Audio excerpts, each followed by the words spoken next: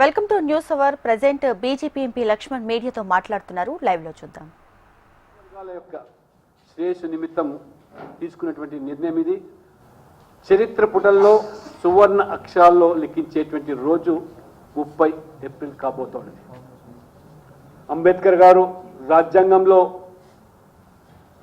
SC ఎస్టీలతో పాటు మిగతా వర్గాలకు కూడా న్యాయం చేయడానికి ఏ రకంగా వారు కృషి చేశారో ఈరోజు దేశ ప్రజలందరూ కూడా ముఖ్యంగా ఓబీసీ సమాజానికి సంబంధించిన వర్గాలు సంఘాలన్నీ కూడా ఒక అభినవ అంబేద్కర్గా ఇవాళ నరేంద్ర మోడీ గారిని అభివర్ణిస్తూ ఉన్నారు.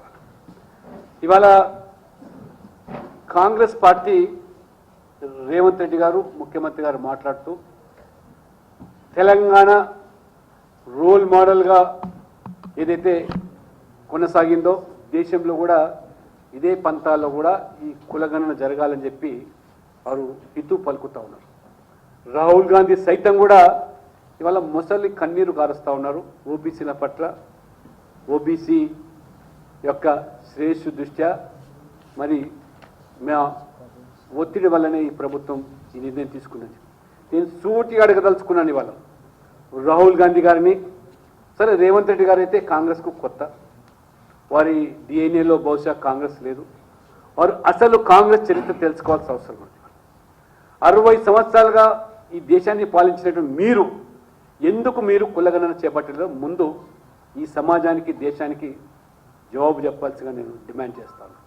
పైపెచ్చు ఆ రోజు మొదటి ప్రధానమంత్రి నెహ్రూ గారు అంబేద్కర్ గారు రాజ్యాంగంలో బీసీలకు ప్రత్యేకమైనటువంటి రాజ్యాంగపరమైన రిజర్వేషన్ కల్పించకపోవడం వల్ల వెంటనే ఒక జాతీయ స్థాయిలో కమిషన్ ఏర్పాటు చేయమని అంబేద్కర్ గారు సూచించి ఆ కమిషన్ యొక్క సిఫార్సుకు అనుగుణంగా తగు చర్యలు తీసుకోవాలని చెప్పి అంబేద్కర్ గారు నిర్దేశిస్తే ససేమిర్ అన్నటువంటి నెహ్రూ గారు చివరికి అంబేద్కర్ యొక్క ఒత్తిడికు తాళలేక తట్టుకోలేక వారు కాకా కలేకర్ కమిషన్ వారు ఏర్పాటు చేస్తే బీసీల యొక్క సంక్షేమం కోసం అభ్యున్నతి కోసం వాళ్ళ సామాజిక ఆర్థిక స్థితిగతులను అంచనాలు వేసి వారికి రిజర్వేషన్లకు సిఫార్సు చేయడానికి.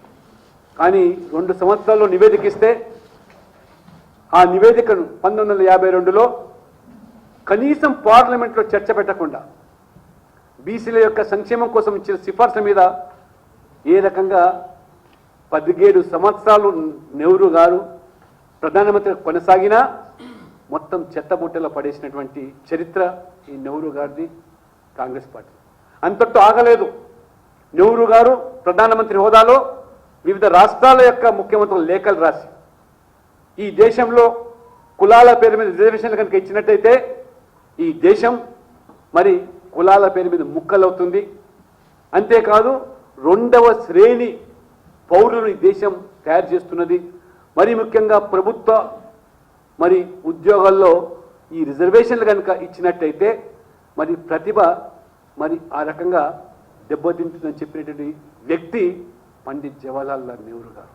15 సంవత్సరాలు ప్రధానమంత్రి ఉన్నా మీరు ఆ యొక్క కమిషన్ కాదు కదా ఇంకొక కమిషన్ గురించి కూడా సిఫార్సు చేయలేదు. ఆ తర్వాత ఇందిరాగాంధీ వారు 16 సంవత్సరాల పైగా ప్రధానమంత్రి ఉన్నారు. వారు హయాంలో మొరార్జీ దేశాయి గారు ప్రధానమంత్రిగా ఉన్నప్పుడు మండల్ కమిషన్ అయితే 2వ కమిషన్ బీసీల యొక్క సంక్షేమం కోసం అభ్యున్నతి కోసం ఆ కమిషన్ ఏర్పాటు చేస్తే దురదృష్టవశాత్తు జనతా పార్టీ ప్రభుత్వం పడిపోవడం వల్ల ఆ కమిషన్ మరి ఆ యొక్క పరిగణలోకి తీసుకోకపోవడం జరిగింది. తదనంతరం వచ్చిన ఇందిరాగాంధీ వారు కూడా 16 సంవత్సరాలు ఉన్న ప్రధానమంత్రిగా మండల్ కమిషన్ నుంచి ఊసే వారు కూడా దాన్ని పక్కన పడేసినారు. తర్వాత విపి సింగ్ గారు 90లో ఈ మండల్ కమిషన్ సిఫార్సులు మరి పార్లమెంట్లో ప్రవేశపెట్టే ప్రతిపక్ష నాయకుడి హోదాలో రాజీవ్ గాంధీ గారు ఏ రకంగా ఆ యొక్క మండల్ కమిషన్ సిఫార్సు పూర్తిగా విభేదించారు, వ్యతిరేకించారు. పైపెచ్చు విపి సింగ్ గారిని ఒక కుల నాయకుడిగా అభివర్ణించి వారిని ఏ రకంగా కించపరిచారో ఇది పార్లమెంట్లో వారి అభిభాషణ. అంతటితో ఆగలేదు. వారు రిజర్వేషన్లు అంటూ ఈ దేశంలో ఏమైనా కొనసాగాలంటే ఆర్థిక ప్రాతిపదికన కులాల పేరు మీద రిజర్వేషన్లు ఉండడానికి వీల్లేదన్న వ్యక్తి రాజీవ్ గాంధీ.